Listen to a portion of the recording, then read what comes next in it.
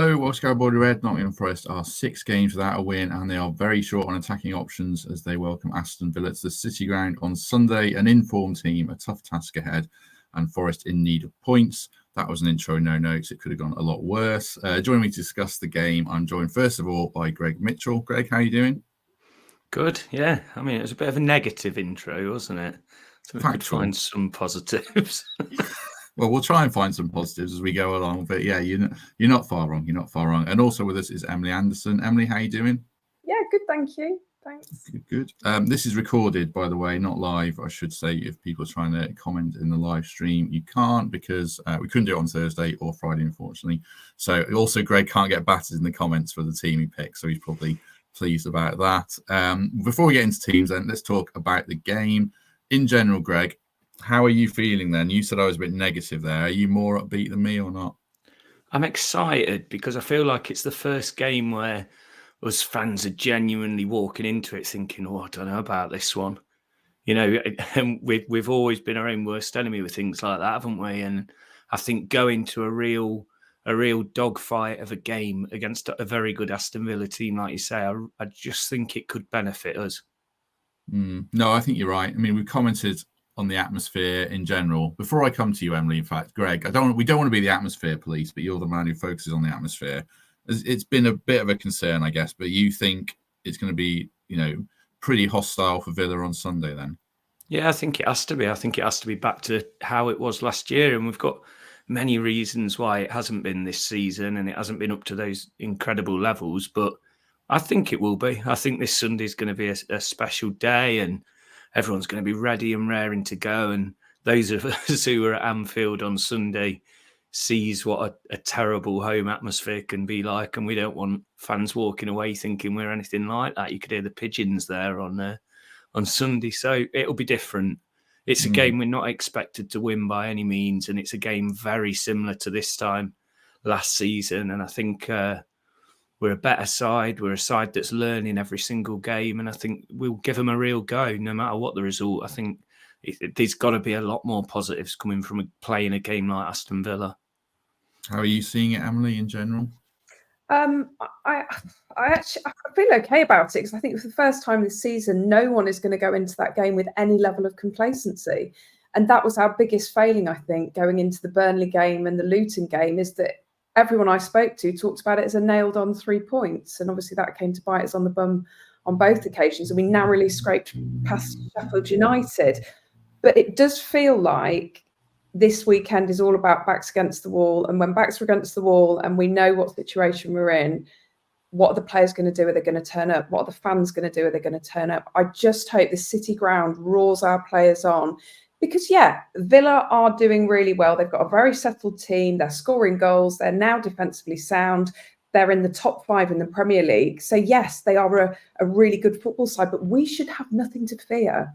We can play football. We've seen that in the games where we've not scored the goals. Crystal Palace is a good example. So we know we can play football. And if we play football, concentrate, stick to the plan, no switching off, no trying to do silly runs through the centre of midfield, then hopefully we can get something out of Villa. And I'm going to be confident and positive. Let's go for 3 points. Let's not just say, oh yeah, it'd be great to get a draw against Villa. 3 points at home, very much.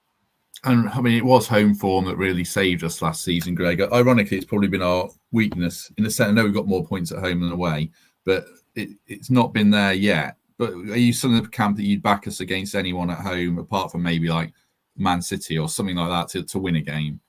I don't think the same confidence is there at home that it was towards the end of last season. A lot of us went into that Arsenal game expecting to get something. There was genuine belief.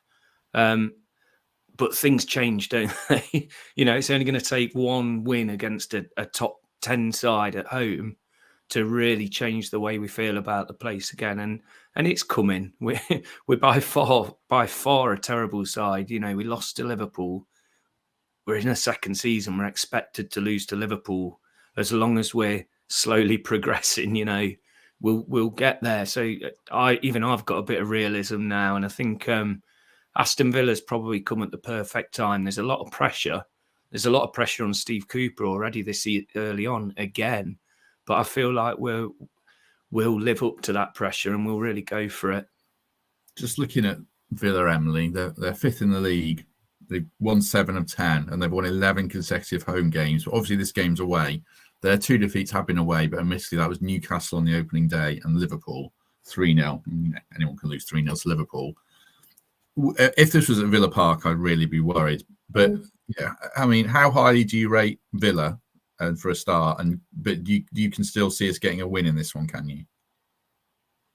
It's not that I can see us getting a win, but why we should be going for a win. If we don't get a win and we get a draw, I think we mustn't, suddenly start panicking. And equally, I think you've said it before, if Villa beat us, they are one of the top sides in the Premier League at the moment. I do really rate them. They seem to have every department covered. Matty Cash, our former academy lad, who's doing wonders there as defensively and pushing further up the field. Douglas Luiz, who's an amazing set piece taker. Obviously, Ollie Watkins has found form again. They've got Martinez in goal, who's won an award at the Ballon d'Or. They are a really good side with a really good manager. I think this time last year when we went into the Villa game, they were quite boring. They weren't really doing anything. And in fact, at the beginning of the season, they were almost relegation fodder, but they've totally turned themselves around. And I think Villa's a team that we need to look to think we can play like that. Because I think man for man, we haven't got the attacking options that they've got at the moment, but we shouldn't fear them. We really shouldn't fear them because we have been in games. We've talked about the games that we've been in and against some of the better sides. For me, Liverpool was just no one was there on Saturday. It felt like a horrible blip. But we've got to go into the game with confidence, not with an arrogance or a complacency, but with a confidence. We can't be scared. That was one of the problems on Saturday. I felt like the team was so scared to even put a tackle in, to even, have a go. And I just think we've got to remember who we are and where we've come from. And one good result, and we'll all be happy again. And I just think it needs to come sooner rather than later because I can feel the tide turning and it just one good result. And why can't it be Villa on Sunday? Yeah, that's my worry more that we lose and it gets increasingly toxic. I'm not worried about Forest at the moment, but if we lose this game and it gets more toxic and then we lose the next one and then the knives are out and then it can cascade and spiral. So I feel like this is a crucial time. Please those with short memories, remember the wilderness years we've had for 23 years in the Championship, in League One. We are in our second season in the Premier League. We're currently 16th. We're 5 points off the relegation zone. Chill out. We're fine. We're absolutely fine. And even if we finished 15th at the end of this season, it's our second season in the Premier League. Don't forget where we were when we changed a manager every 3 months. We're doing all right. Watkins is in form unless you captain him in FPL and then he can't score against Luton.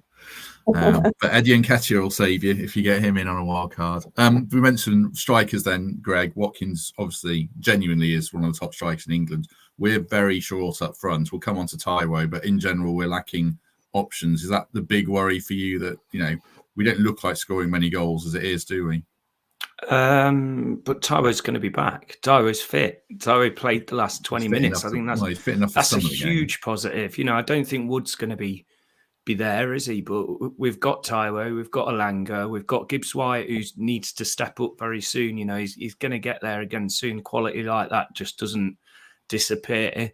If Taiwo's on that starting team sheet on Sunday, then it's a huge positive. All the negatives about, short on striker, if he plays and he manages to get a full game or almost a full game in, we're doing very well and we're going to have an incredible chance. He's different class. When he came on against Liverpool, you saw a difference. You see a difference in the way we play. And I just think if he has a good week's training, no setbacks, then that's a huge positive. Yeah, it's such a shame we were 2-0 down and really out of the game. If we'd been 1-0 down and Taiwo came on, or if Dominguez had taken that chance, as bad as we played, and we did play very badly, we could have been in that. We did look looked significantly better at 4-3-3, although Liverpool were probably taking it easy, which sort of leads into our lineup. So we'll go through what we've picked there, a few different ones to talk around. Do you want to go first, Greg? I know you don't particularly enjoy these, so do you want to get it out of the way? That's a good sign that you don't actually think it's a laughable team punch. Usually save mine till last. No, I don't think it's laughable. I'll read it out for the benefit of people not watching on YouTube or Facebook and people who are on iTunes. So it's Turner in goal, Bolly, Niakate, Murillo across the back three, Aurier, Toffolo as wing backs, Sangare, Mangala, Dominguez as a three, and then Gibbs White and Awoniyi. I do have some questions about it, obviously, but talk us through your thinking. I think Toffolo deserves the start. I didn't like. I thought one of our weakest players against Liverpool was Aina, so I was glad to swap him out, and I really wanted to get Nico Williams in. I think Nico can be a real asset for us. The way he played towards the end of last season, he's clearly fit again. Sorry, some things come up. So yeah, I think he could be strength off the bench, but just having Taiwo, it was hard to make room for him. Unfortunately, that's the only one for me with Elanga, because I still think you don't drop Gibbs White, especially at home. So there's two questions around it. You want a back three at home, which I do think can work. I'm not saying it's a dud idea personally. I can see the logic to it. But my lineup's got a back four. Why do you prefer a back three to a back four? Just because Villa is so good? I just like having three big centre backs, and the way you've seen Murillo. I know it failed massively on Sunday, but you've seen how he can push up and he can be that extra attacking force. Niakate, and I know this. Some people hate the fact I'm going to say this. His throw-ins, they can almost pick him. That's an attacking threat. You know, it's a corner from anywhere up to 15 yards into their box. So yeah, I just think for me, I feel more comfortable with a back three. And the other big one is Turner in goal. There's so much debate over Turner. He's not in my team. Made a massive error. Yeah. He made one huge error, and it was like, oh God, head in hands. Do you know what I loved after that? And I don't know whether it showed up on TV. Niakate, when Turner's walking back to the goal and we're on the second row right behind the goal, he looked so lonely. And I thought, oh God, no Forest fans were giving him stick or shouting anything like that.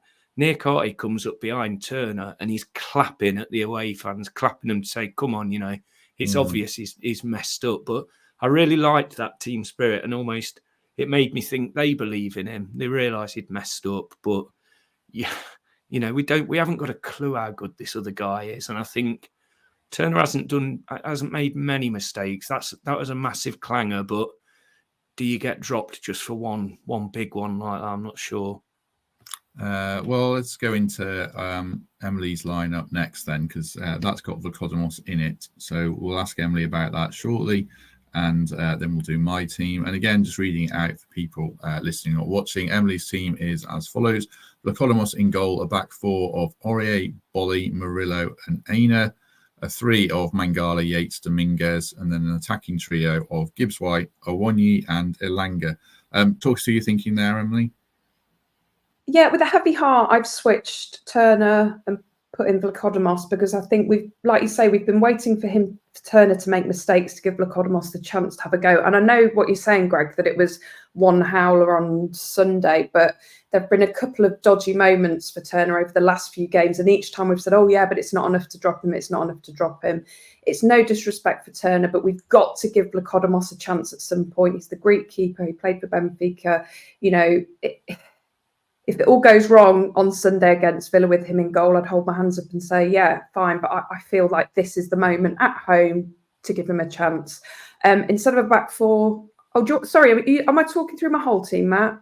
Yeah, talk through your thinking in general, then I'll throw some names at you. Back four, which is kind of my thinking for every home game, really. There's no reason why we shouldn't be going for a back four. And Steve Cooper alluded to that, didn't he, after the game against Liverpool, that his plan was to go for a back four, even at Anfield. And I know Ida didn't have the best game at Anfield, but I still think he's our best pick at left back. And the other three in the defence kind of pick themselves, really. Controversially, I've dropped Sangare and brought Yates in, only because of his work rate. And I know Sangare needs time to settle in, and I know that he is doing some things right, but I couldn't drop Mangala and I couldn't drop Dominguez. And I just think this game requires a Yates-type character to get the crowd going, make sure the team spirit's right, and just to get those tackles in. I'm hopeful that Awoniyi will be fit enough to start, even if he only gives us maybe an hour. Gibbs-White and Elanga just for his pace, really, on the break. So, I mean, Yates is probably the name that stands out most. Yeah. You're giving Yatesy 3 games no matter what, or are you looking at West Ham away next and maybe Sangare straight back in? Are you doing it game by game in your mind? I just think, as much as we've said we love this midfield trio of Mangala, Dominguez and Sangare, it's not actually produced much, has it? They work well together, but I feel like every team needs a Yates. And I know the team's moving on, and I know the standard is moving up, and we worry that Yates might be left behind in that. But I know we love stats. As the stats show, we win more games with Yates in the team than without him. And he seemed to galvanise the team in those 20 or so minutes that he was on at the weekend. And why not just shake things up in the midfield? Because otherwise, what incentive has Sangare to improve if he's a guaranteed starter every week? One other name I'll ask you about then is Aurier. Was there any temptation to leave him out and put Toffolo in your mind? Because he hasn't been quite... I don't think he's bad. He's been terrible, but I don't think he's been as good this season. What, Aurier? Sorry. Take out Aurier, play Aina or Williams right back, and then bring Toffolo in. The thing about Aurier is, and I know we know he's prone to the odd howler as well, but it's his experience in these games, and I just still feel like he's got that sort of captain vibe about him that I kind of want him on the pitch because he's good at organising, and he hasn't done enough wrong for me to be dropped. Toffolo struggled, I think, coming on as sub as well. So I guess if you're going to have Toffolo, he might be best as a starter. Yeah, he's on the bench for me. Just going back to Gibbs-White, Greg. I've recorded tomorrow's podcast already. I did it yesterday with John Bruin, who's on Football Weekly and he's a freelance writer, writes most for The Guardian. And he was saying to me, every Premier League team has a talisman or a top quality player, basically. And he said to me, who's that for you? And I said Gibbs-White, and I think it is. But like you say, he needs to put up some numbers now, doesn't he? Definitely. He's a great player. He's got some superb skill. And it's not quite been there yet this season. I mean, I'm the one sticking up for him the majority of the time. But we know it's there. That's the frustrating thing. And maybe he's missing Jono and that link up that he had. But the top players find a new partner to dance with, don't they? So that'll come. We hope like your players like Sangare can become our talisman as well if Gibbs-White isn't playing. But that hasn't materialised yet. These things take time. But it'll come, and I do believe that. So especially at home, you just keep playing Gibbs-White. Yeah, and he should have had an assist probably on Sunday. Dominguez missed a very good chance from a Gibbs-White pass. So yeah, I think that's right. And he was just looking bright with Hudson-Odoi, and then he gets injured, and a few things have conspired against him this season, I think. So yeah, he does need to find another gear, but I still back him to do it, certainly. Right, excuse me. Let's put my team on, and then I'll let these guys throw some questions at me, but I'll read it out as well. It's pretty similar to Emily's. It looks very wonky on the screen, I know. Vlachodimos in goal, Aurier, Bolly, Murillo, Aina as a back four, Mangare and Sangare sitting, and then Dominguez slightly more advanced, Gibbs-White in support of Awoniyi with Elanga pushed off to the left. I suppose a couple of points on that. Like Emily, just like a back four at home now, I think it's kind of a statement. And I think we should be all right with it. Also being Vlachodimos in goal, kind of spoke on Monday. It just feels like, to use a Greek analogy, he's got the sword of, I think this is Greek, the sword of Damocles hanging over his head, Turner. So eventually he's going to get the chop. And after an error, feels like a time to do it. I don't know if Turner's confidence has gone, but sort of my confidence in him has a bit waned a little. Like I said on Monday, he doesn't feel that commanding.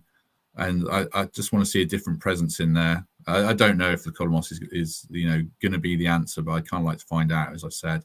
So he's in goal for me. No reason to change centre halves, and I've put Mangala and Sangare sitting because Villa play this really high line and they'll press and squeeze the life out of you. So I feel like we need two sitting and both of them who are decent on the ball to try and beat a press. We just didn't see that at Liverpool at all. So Sangare is the one. Like Emily, it's a real marginal call. Do you go for Yates' aggression when the chips are down and you need a win. But I kind of feel like we should back that midfield three one more game. And if Sangare doesn't deliver, then against West Ham, I probably would go with the Ryan Yates to get about them. But in this instance, I'm pretty comfortable with the back three, same three, sorry. And then Gibbs White obviously retains his place. We haven't really got any other options in attack, and I do back him. 60 minutes out of Taiwo, and then Elanga's pace, because Villa play this high line. Can we get in behind them? If we can get 90 minutes out of him, I do think we'll create chances. I think it's going to be a pretty tight game if we can put one away. Any questions or comments at all, you guys there? Yeah. Do you know we keep saying back four at home? Have we done the back four at home most of the games this season? Since the new signings came in, we did it against Burnley when I would have kept a three because we just changed. We've only won one. That's what I mean. We've only won one game now, haven't we, at home playing that way? So I don't know if we even played it against Sheffield United. Perhaps it was. I'll dig the team out while we're doing the next question. But I'm certainly not precious about starting Turner. By the way, the more I listen to you two, and especially when Emily was saying about his previous mistakes, maybe it is time. So I wouldn't be precious about that one. I just kind of have a bit of hope that he'll make it through it, because I think once the change does happen, it's going to take a hell of a lot to see him back in that number one spot again. Yeah, it is good. But what you've got to think is that we didn't buy Vlkodimos to sit on the bench. He's going to get a chance at some point, so why not now? And I think Turner shouldn't lose sleep over that. He might get his chance again. We don't know how Vlkodimos is going to perform if he does indeed start on Sunday. But I just think, are we just missing a trick here if we're just sitting him on our bench and waiting for 6 howlers in a row from Turner? He just terrified, particularly at Anfield. I don't know what it was like being there, Greg, but watching it, I was terrified, absolutely terrified. I don't know. I mean, we were so close to the pitch, sun in our eyes. I'd never thought I'd get sunburn at the end of October, but it happened. I mean, I don't wish to dwell on that game much longer, but, just watching Van Dijk, he's on a different class to any other defender I've seen. He didn't even break a sweat, but you have to remember just what quality they are. And I mean, for a reason. I was just going to say, I mean, Turner didn't actually expect to be number one anyway, did he? He was going to be Henderson's backup. So, I'm warming to it. And I think with regards to for me, I don't know how you feel about this, Matt, but the back four for me is a more positive starting 11. If we're going back 5 at home, that's quite defensive. And I think, the fan base will moan and groan at that, but also what message are we sending to the teams we're playing against if we're having to go for a back 5 at home? I just think we need to be more positive. With our wing backs, we do, because they're full backs, they're not wing backs. So, if we were playing Tavares and Williams or Montiel's injured, I think, but he's more advanced. So, I see that. Another thing about Vlkodimos and playing a back 4, this is a fringe thing. I think it might give the fans a bit of a lift going into the game just to see a new player cheer his name when he's read out. Maybe just help give us a bit of positive momentum, because we do need to start the game well as well.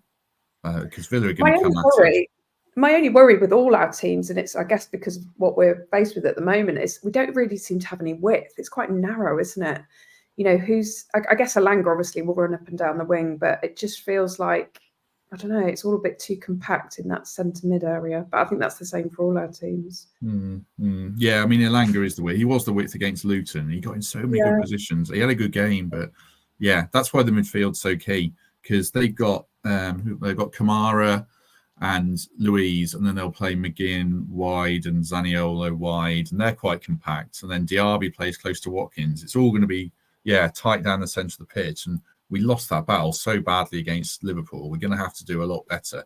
And I really dug Sangare out in our WhatsApp group, but I was really disappointed in him in that game. I didn't think he played very well at all. And like I said, we said the week before we got to give him time. He's only played 5 games. He's only played 6 now. I still back him, but I think this is a game where I'd like to see him step up and Dominguez bring that energy, and Mangala, who didn't have his best game against Liverpool. I think if Sangare plays badly, then I think Mangala struggles because you don't have that base to pass the ball. So I think there's so much. Sangare, I think anyone had a good.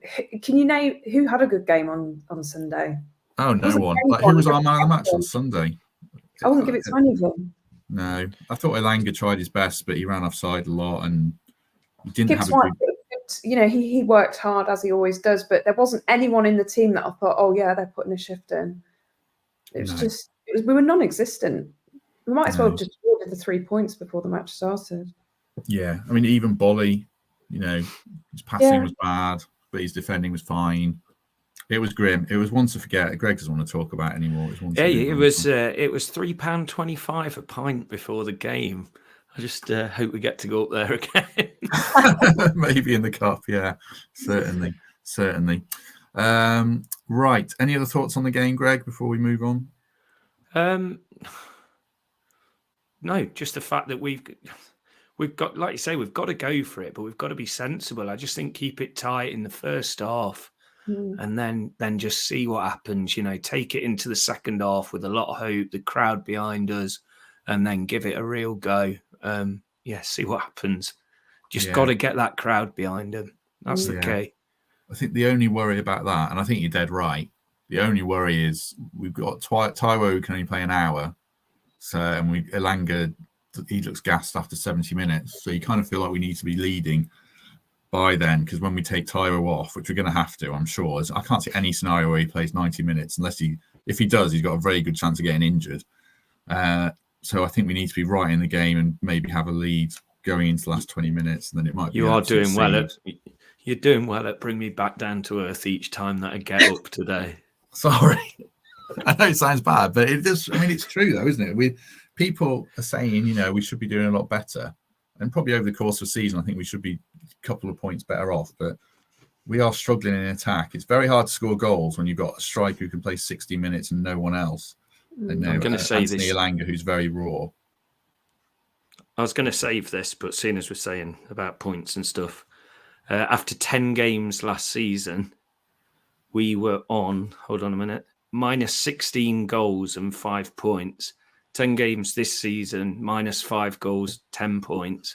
It's about progression, isn't it? You look at Brighton, first 5 seasons, like we say, not outside the bottom 5 or whatever it is.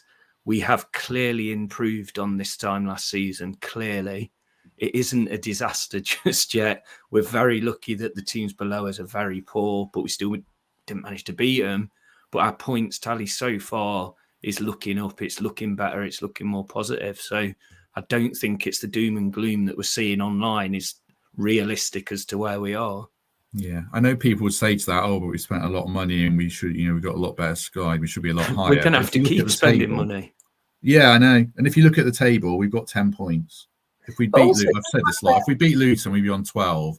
And if we beat Palace, which we might have done, we'd be top 8. We could easily be. We just let ourselves down in a couple of games. So that's why the next few games are important, because I don't want it to cascade and then you fear for the manager. We've got to get it right the next 4, but I don't think we've got it terribly wrong. Obviously, the manager got it wrong against Luton, and this just creates such a hangover.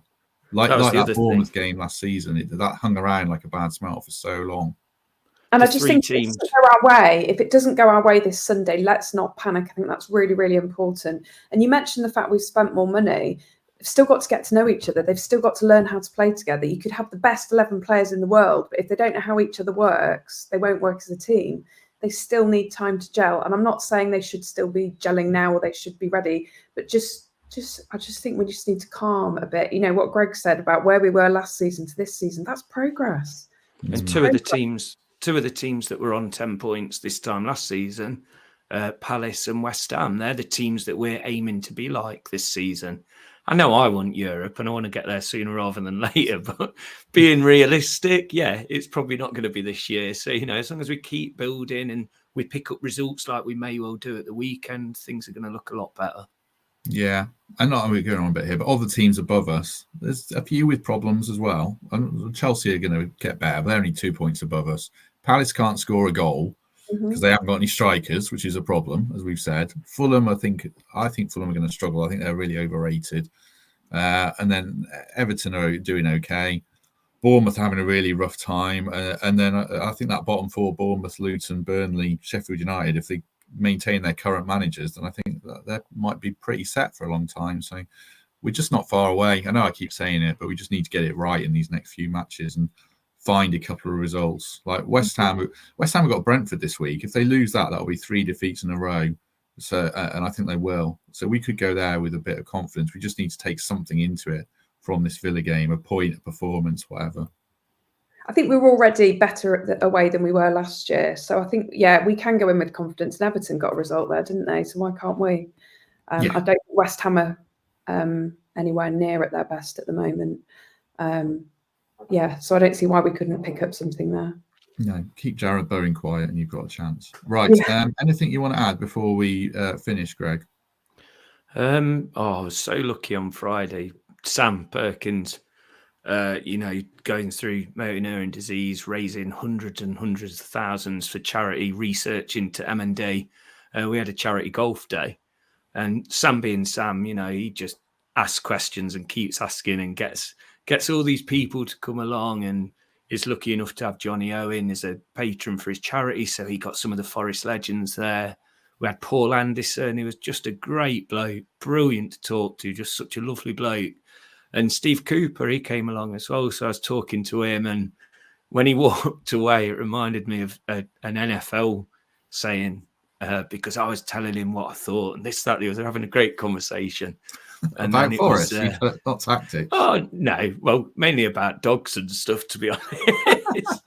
But no, we had a quick chat about Forest. And I walked away smiling to myself, thinking that in the NFL, they say it's something like if a manager listens to what fans and pundits have to say, it's not long before they're sitting with them.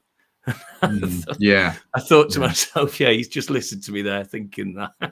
Yeah, probably. I mean, someone said, do you think people at Forest listen to us? I've always said this. I hope they don't. Certainly the coaching staff surely don't. He doesn't. To anything. I promise. No, thank God. Thank God he really shouldn't. No, definitely. No offence to the Forest podcast people, but Steve to some maybe. If Steve Cooper is watching, welcome, and you are always welcome. Hi, Steve. Yes. True. One thing on the charity, though, whilst it was such an incredible night, he's running a campaign at the minute, Sam is, on his Twitter, Instagram, Facebook, Stand Against MND. Just Google it, search for it. I'm always banging on about it. He's running the 50-50 campaign because 50% of people with MND die within a very short period. I think it's 2 years. So he's looking for 50 people or groups of people to raise £500 for him. All the fundraising page, everything's set up. You can do whatever you want. And if 50 people or 50 groups of people raise £500, that's 25 grand that's going to go straight into research into motor neuron disease. So we're at about 32 at the minute. So if anyone's doing something crazy or silly or running to wherever over the next few months and you want to do it for a good cause, please get in touch. Did you do anything crazy or silly financially at the event? Oh, hold on a minute. This is good audio for people listening on iTunes. What have you got there, Gregory Mitchell? You have these charity auctions, and they always wait till you've got a little bit drunk. Well, we ended up buying Brennan Johnson's boots. Ooh, look at those. They are ridiculous. I used to play football in Puma Kings, and they were like heavy as a thing. These have got like no laces, the lightest things, plastic free. Like walnut. No, they're brand new. Oh, they're brand new. Yeah, just part of his collection, I imagine. But fair play to him, and thank you so much for donating them. And I was the one who me and Laura, I must say, decided to make a sound financial investment late into the night. Oh, I didn't even know if Laura knew about it, so she was aware of this. Yeah, she was fully involved. Yeah, she's an accomplice. But we raised loads of cash and money, and some of the prizes were incredible. Well, well done to you. Well done to Brennan for the boots, and well done to the whole charity. Great work that you all do. Emily, anything you want to add before we depart? Just a quick thing. I've just seen on some of the Facebook groups suggestion on Sunday that the fans should maybe do something for Adam Johnson, the Panthers player that passed away at the weekend. And one of the suggestions is that maybe we could clap for him on the 47th minute. That was his number, wasn't it, with the Panthers? So I think that's a really good idea. I don't know what you guys think, but I think we probably need to do something for him because, as we know, the sports teams in Nottingham are all very close to each other, and it was obvious from some of the social media posts that the the Forest players were obviously really upset and shocked by what happened, and I'm sure the fans are too. Yeah, no, that's a good idea. You posted in the WhatsApp group, Greg, that tribute that the Pittsburgh Penguins did, because he played for them, scored his one NHL goal for them. So, yeah. Oh, yeah, the hockey. I mean, I've got friends who go home and away for the Panthers, and the hockey family, they really are something else, aren't they? And it's just tragic, absolutely tragic. You know, just such a lovely bloke. And I think it'll be a real nice touch if we show how, you know, we're thinking of all of them as well, and especially him and his family. Just an unbelievable, tragic incident. Yeah, I mean, I haven't seen I've been to one Panthers game in about 4 years, but I go to all of them. As I said on Monday, there's a lot of good people there, and I've seen a few videos of Johnson, and he seemed like a good guy, good teammate, as they say in ice hockey. So yeah, a tragic loss. Right, a sour note to end on, but important that we mention it. If you've enjoyed this, do like and subscribe as ever. And we shall be back on Monday. Not sure who with, but hopefully discussing a positive result. And I did say about that John Bruin episode, it would have come out by the time we did this. So do go back and watch it if you haven't, because there's some good stuff there. Right. Greg, thank you very much. Thank you. Bring your scarves and stuff on Sunday. Make it an absolute fortress. Yes, very much needed. Bring the noise, as they say. Emily, thank you very much. Thank you. I've got my scarf, Greg. I found it. So I'll bring my scarf Sunday. Good. Right. We'll leave it there. Thanks very much to everyone who's watched along or listened along. Like, subscribe, give us a good review, etc., etc. Have a good few days, and we shall see you soon.